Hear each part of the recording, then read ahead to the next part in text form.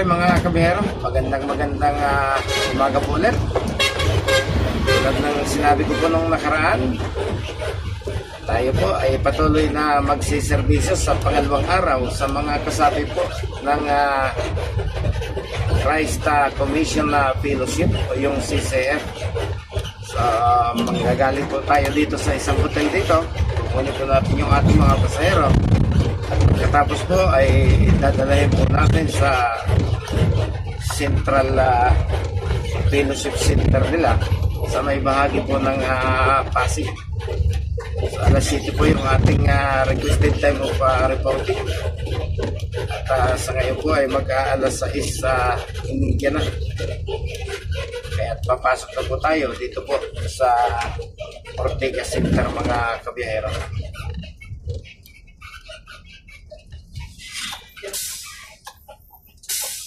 Ang magiging problema lang po natin, kung marami pong bus na nakaparada doon sa tapat ng hotel na atin pong pagsusunduan, ay iikot po ulit tayo hanggang sa makakuha po tayo ng bakanting slot na pwede po nating paradahan. So ayan, nasa kanan na po natin yung Robinson's Galleria. At sa likod po niyan ay nandiyan po yung Crown Plaza.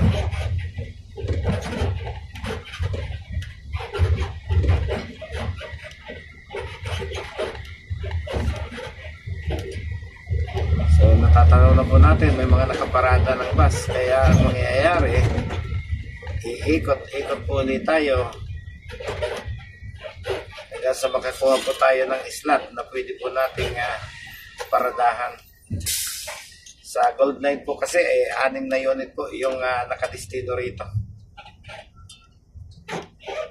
Ay yung parking slot, isang bus lang po yung pwede. Mayroon ng bus na nakaparada tayong natatanaw galing sa ibang kumpanya, yung Bill Air Tours.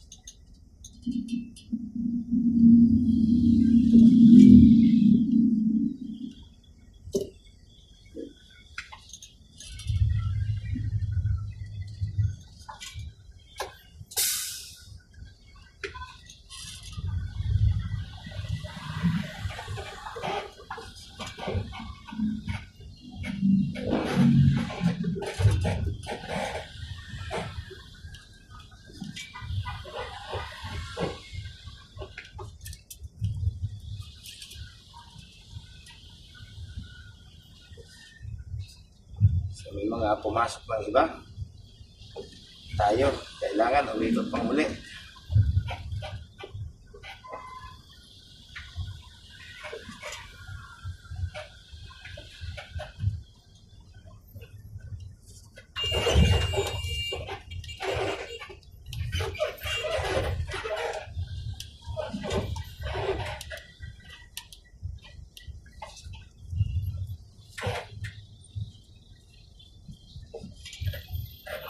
So ito na po yung ATV Avenue. Nandiyan na po yung mga bus na kasamahan natin.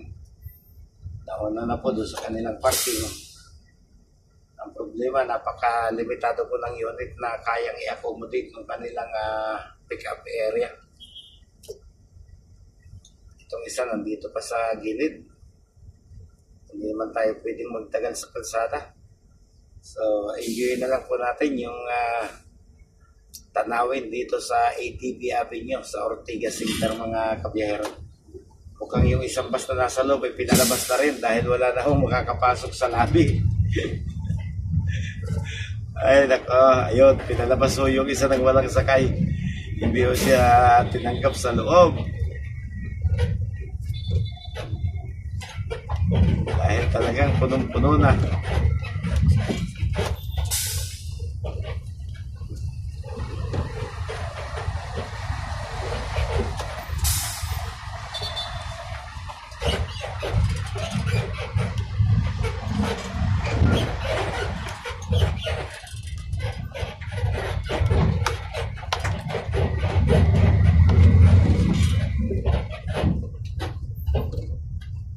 Yan, ito yung ATV Avenue. Ang ATV Avenue po stands for Asian Development Bank. At yan po yung kanilang pinakasentrong bangko. Yan, yung nasa kanan po na yan. Yan po mismo yung building ng Asian Development Bank, mga kabihero. Kaya pinangalan po sa kanila itong kalsadang ito.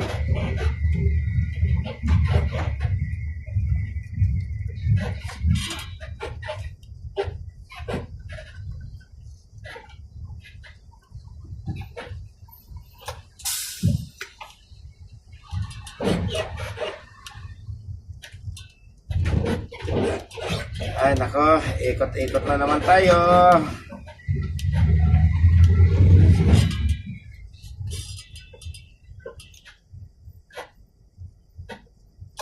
Pero napakasimple lang naman po ng biyaheng ito.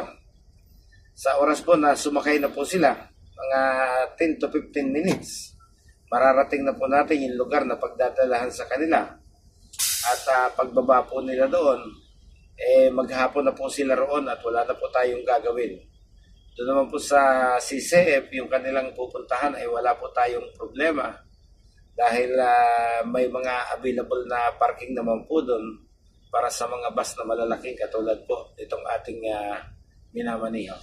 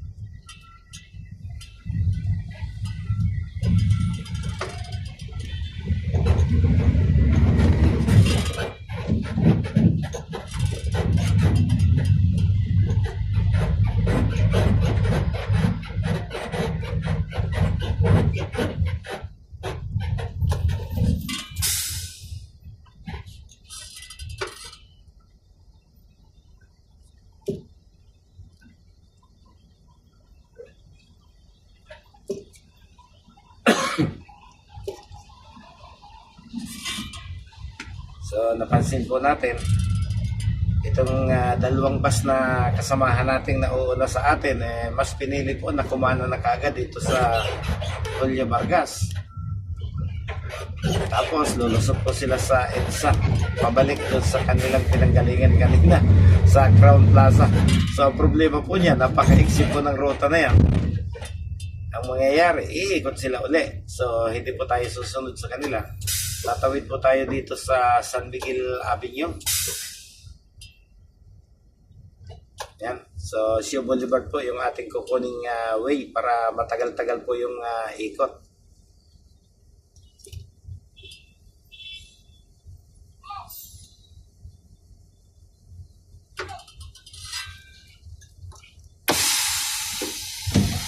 Tapos.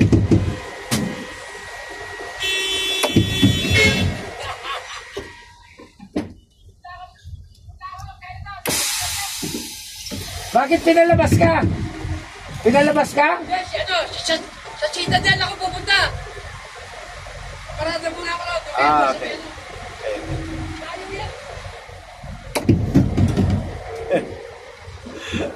Problematic na rin po yung iba ating mga driver. Hanap na rin sila ng matatambayan kaysa magpaikot-ikot sila.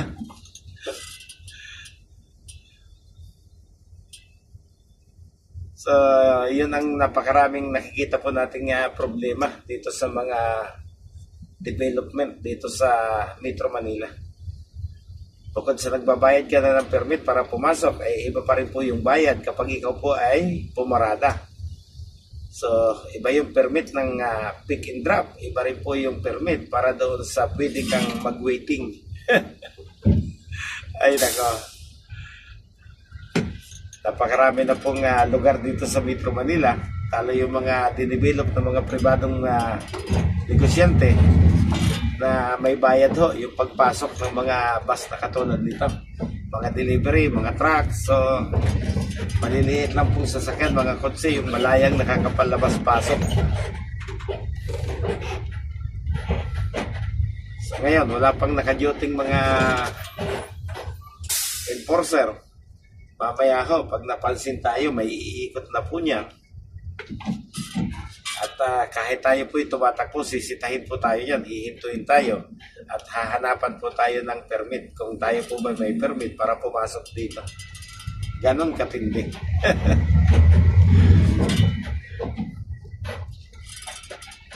Ayan.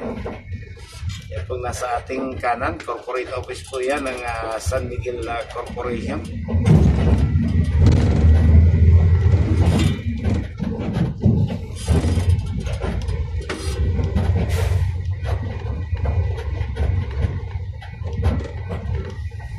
So itong loob ng Ortigas Center, napakarami na rin pong mga naglalakihang mga building. Para ka na rin nasa New York. Sa Wall Street. So hindi na solo ng Makati Commercial District yung mga magagandang lugar. Marami na ho tayong pwedeng puntahan at makikitang katulad ng mga nakikita natin dito.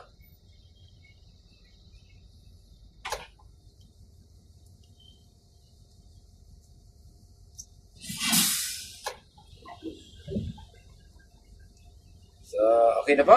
Papalabas na po tayo ng Ortigas Center. Natatanaw na po natin yung Shoe Boulevard. So, muli. Oras na para magkanya-kanya po tayo ulit ng lakad mga kabiyero. Yan, magandang umaga pong muli at maraming salamat po sa inyong suporta. Bye-bye!